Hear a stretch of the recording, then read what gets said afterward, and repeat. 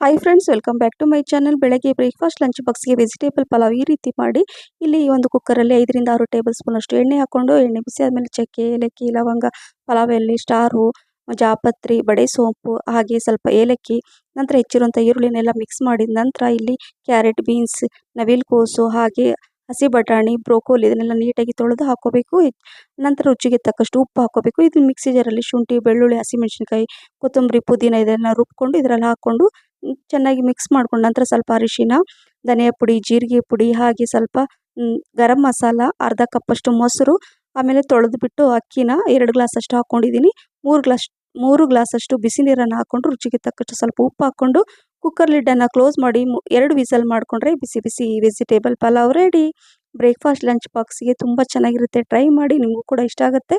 ಈ ರೆಸಿಪಿ ಇಷ್ಟ ಆದರೆ ಲೈಕ್, ಶೇರ್, ಕಮೆಂಟ್ಸ್ ಮತ್ತು ಸಬ್ಸ್ಕ್ರೈಬ್ ಮಾಡಿ. Thank you for watching. Bye, take care.